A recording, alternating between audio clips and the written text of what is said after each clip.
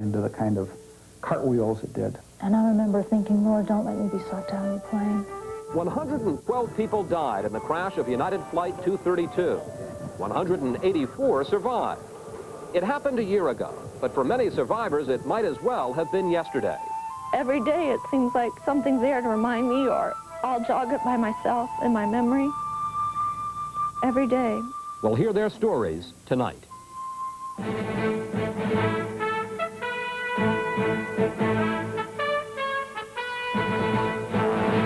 This is ABC News Nightline. Reporting from New York, Chris Wallace. Imagine for just a moment that you were in a terrible plane crash and were lucky enough to survive. Well, what then? Would you lead your life any differently? How would you deal with the fact that you survived and that teenage girl sitting right next to you did not? Would you ever get on a plane again?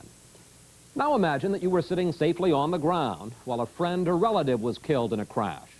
What then? How would you deal with the sudden and violent loss? Would you ever get on a plane again? The people we'll talk with tonight don't have to imagine. 1 year ago, their lives were changed forever by the crash of United Airlines Flight 232. Many of us vaguely remember that as the crippled DC-10 that was nursed by a brave pilot to an airport in Sioux City, Iowa, and then crashed into a cornfield. But, as you'll see tonight, the people who lived through that terrible ordeal remember every bit of it. United 232 Heavy, Sioux City. We have no hydraulic fluid, which means we have no elevator control, almost none, and very little aileron control. I have serious doubts about making the airport.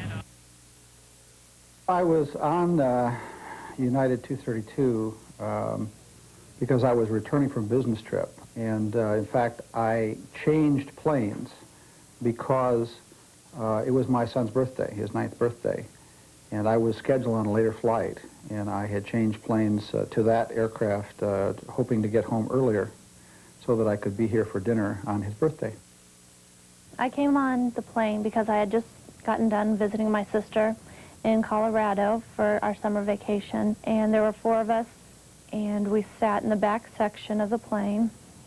And we kind of joked about how we were angry, like that we got seated in the back, and you know, who would have ever thought that it would have made such a difference? I heard a loud explosion which woke me up, and I opened my eyes, and I saw in front of me that some flight attendants who had been clearing the trays away had been knocked down to the floor of the cabin. One of the flight crew from the cockpit came to the row in front of us and looked out, and the officer was looking out towards the rear of the plane. After looking out towards the rear of the plane, he turned around and looked at us and said, "We're going to hit hard. We're going to come down. We're going to hit hard." He said, "Pay real close attention to the emergency briefing." And he went immediately back up to the cockpit. Then another announcement was made about 4 minutes before we hit the ground, indicating that it would be a hard landing, possibly a very hard landing, and that we should be prepared for the worst. I was terrified inside. I was all shaky. It was really weird, and my brain was going 100 miles an hour. And the captain gave information that we were 4 minutes to touchdown. I decided to take off my necktie, and I guess I just didn't like the idea of having something tight around my neck. 2 minutes to touchdown. I closed my eyes, and I started to pray. 30 seconds to touchdown. Inside, I knew that this could be my last moments. It all felt pretty much like a normal approach. The only thing that was really different was that there were people crying, and there were people praying. And then suddenly we hit the ground. And we hit the ground so hard that I felt myself knocked out of my brace position. But I remember thinking then, thank God we made it, because I thought in my mind that we would either hit the ground hard and we'd all die instantly, or that we would hit the ground hard and we'd be okay. But what I wasn't expecting was that we would hit the ground hard, and then we would hit it again, and again and again. My head kept flipping back, and I couldn't hold on. You know, I was trying to, all I could, trying to hold on with all my might and trying to be as, you know, not let my head flip up, but it did. It kept flipping up, and so I'd see all these flashes, and I'd see the things hitting me. I'd see, you know, debris coming in and out, and eventually it stopped. I unfastened my seatbelt and I dropped to the ceiling of the plane, and passengers around me were also moving their way towards that opening, and I stepped out of the opening and into the dirt, and I realized that I was in the middle of a cornfield. The whole area next to the aircraft was strewn with debris, and with people. There were a lot of injured people. There were a lot of dead people. The family next to me, I believe the mother was killed.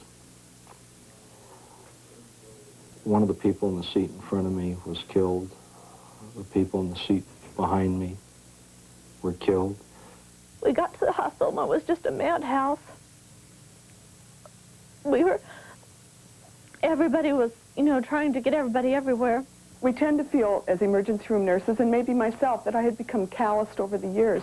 I had seen everything. Well, I hadn't seen everything. The doctors came in, and they started scrubbing me, because I had tar and debris, and it hurt so bad, and they numbed it some, but I could still feel it. And they had to do it there in the room because there wasn't enough operating tables.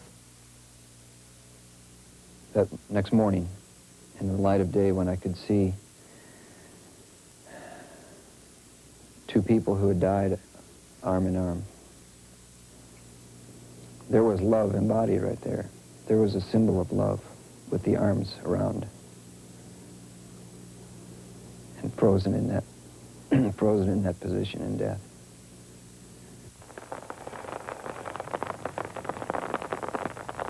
It seems so strange being out here. It seems so desolate. And I guess my life the last year hasn't really gone on to the next phase. And I think this was important so I could do that. I'll probably come back and visit people, but I don't think I'll come back and mourn.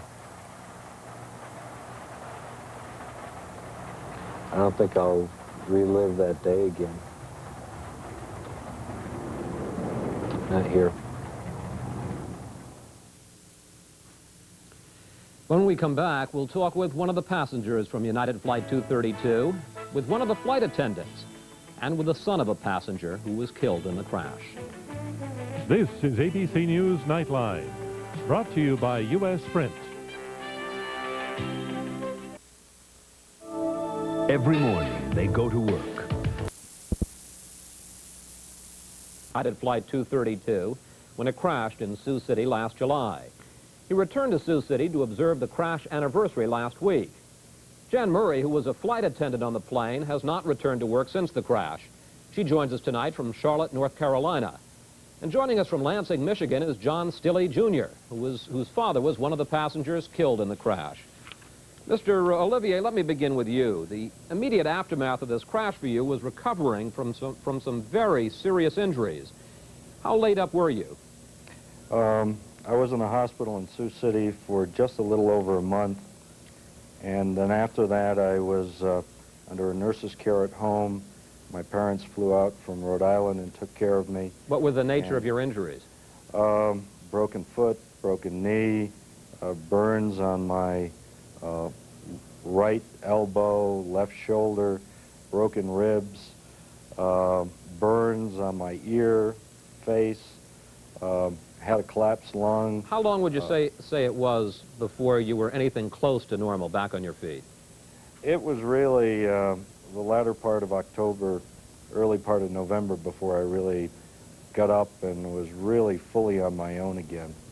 Jan, you walked away from this crash with relatively minor injuries. I mean, really almost untouched. But I would think in a funny way that that would present its own problems. Well, I did walk away relatively untouched. I walked away with a sprained elbow, some contused ribs, and bruises and lacerations, but walked off the airplane by myself. And what was the problem psychologically? I take it that there was much more severe damage in that sense. Well, there has been much more severe damage than my physical damage. I don't know how to explain it. You know, when I walked off the airplane, I've never been aware of what happens at that moment. After a crash happens, then what starts? But I've found out in the last year. And what does start? Well, initially, I was in a state of shock, and I went around probably for a good 3 to 4 weeks just feeling very numb. Then I went through a period of extreme sadness. I guess I've been through a grieving process for the passengers that did not survive, and there was a very strong bonding up there in the air that day in those 44 minutes. We all bonded together, and when I went back to Sioux City last week, it was like going back to a family reunion. John, you had a different problem, the sudden and violent loss of your father at age 59. Yes. What were those first few months like for you? The first few months were just terrible. Ever since the beginning, we saw the crash. Watching the crash go down as we just did, your heart just drops. And then half an hour later, you find out that your father was on that plane. Your world gets turned upside down. And when your world's upside down, you look at everything from a different perspective. Things changed. In December, we gave birth to our second daughter, a granddaughter that he knew would be coming along, but we'll never get the chance to meet. All right, let's move a little bit further along, a few months further down the line, when the pain from the physical pain from some of the injuries begins to wear off, and perhaps some of the joy about having survived. And Paul, let me ask you about that. You mentioned in our tape piece that almost all of the people sitting behind you, in front of you, beside you, they died and you lived. Has that been a gnawing question over these months? Why me?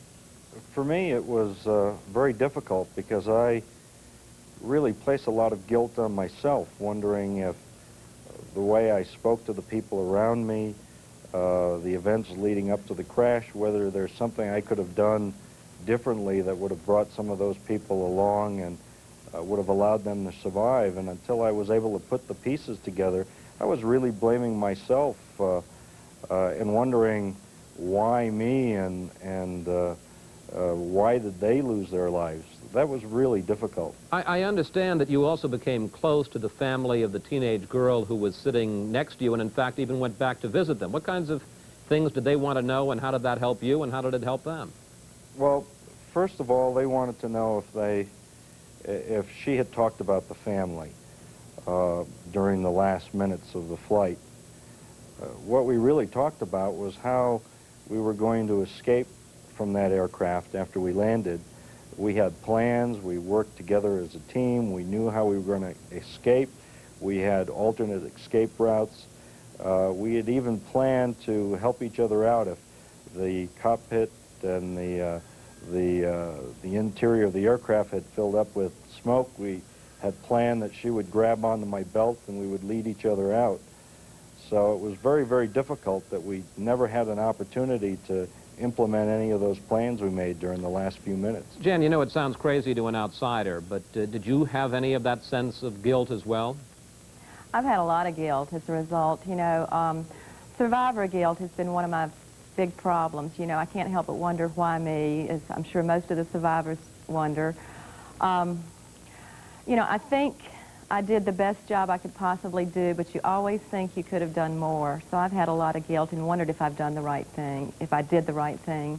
There was a point in the flight where I was back in the cabin and I was administering oxygen to a lady that was having some chest pains, and I stood up from doing this and I was faced with the eyes of the passengers on board, and they were looking to me for some sort of explanation. And I stood up in front of them and I told them that we were going to be okay. You know, everything was under control. The pilots were very busy, but we were going to be okay. And I see those eyes looking at me every night. Every night when I get in the bed, I can see them staring at me. Well, let me break in here for a moment, but when we return, I want to ask you all about another big hurdle in this last year, and that is that first time that you had to get back on an airplane. And we'll do that when we continue our conversation in a moment.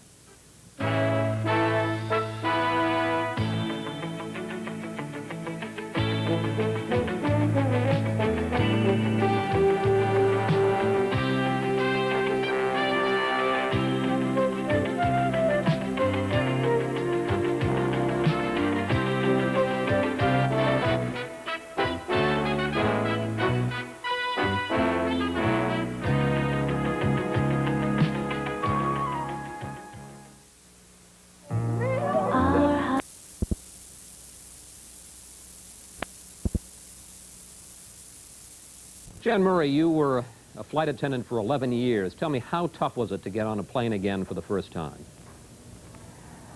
Well, the first time I traveled was actually back from Sioux City the next day, and the next time I traveled was about 10 days after that, and it was extremely tough. It still is for me. It's, you know, it's amazing because this had been my job for 11 years and a job that I loved very much, and suddenly I'm afraid of what I've been doing for 11 years. And what is it you're afraid of? What are the problems?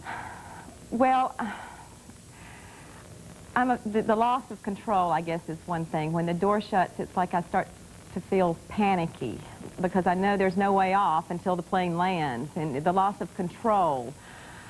My reactions are varied. Sometimes I get on an airplane and I cry and I shake. Sometimes I sit there very silently. I always take a lot of diversions with me, and for the longest time I wouldn't even travel by myself. My mother traveled with me most every time I flew anywhere. I needed her there beside me to talk me down from these feelings of panic. Paul, does this all sound familiar to you? Very much so. My first commercial flight, I was very apprehensive, very scared. And probably the things that were the most scary about the flight was having to go through another landing. The approach in the Sioux City seemed so normal. Every landing I take now, it feels just like the one coming in the Sioux City. And you just don't know what's going to happen. And until the plane really slows down, I'm really at a loss. I don't know what's going to happen to us. John, I know that your daughter, your young daughter, 3 years old, Nicole, has had a lot of problems in the last year. How has it been for her when you've had to, Daddy's gone away on a business trip? Well, as Jan talked about, the first trip that we took was the day immediately following the crash. We went out to Colorado.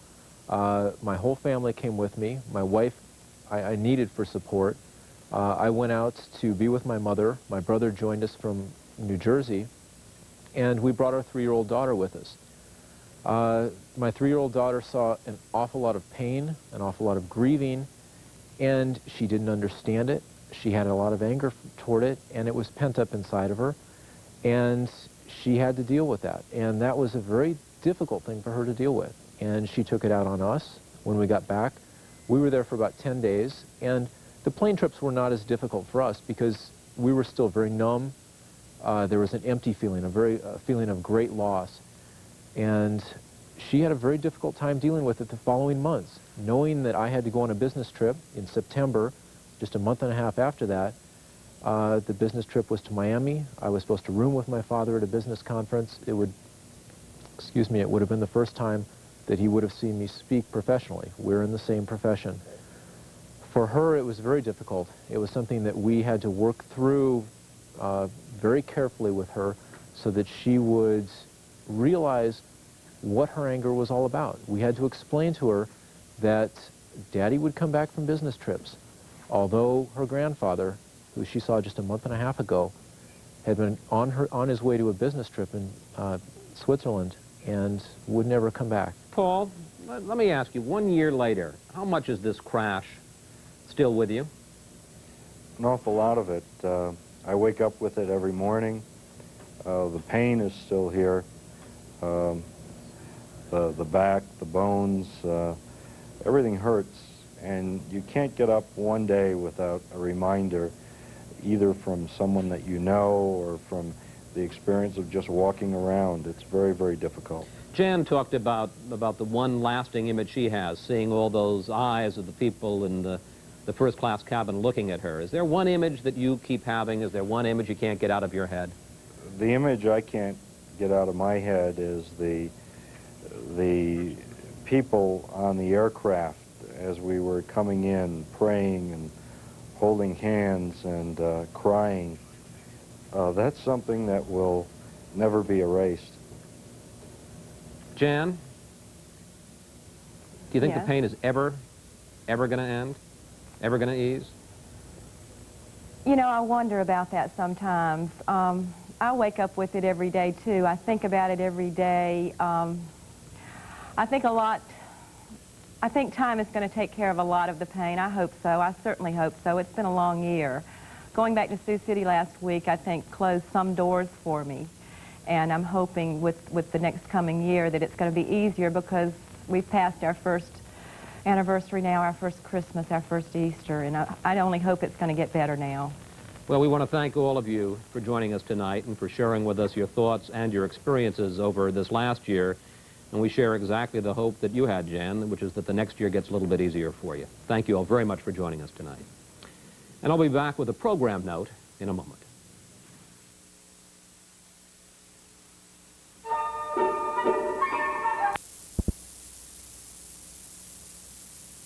Number 27.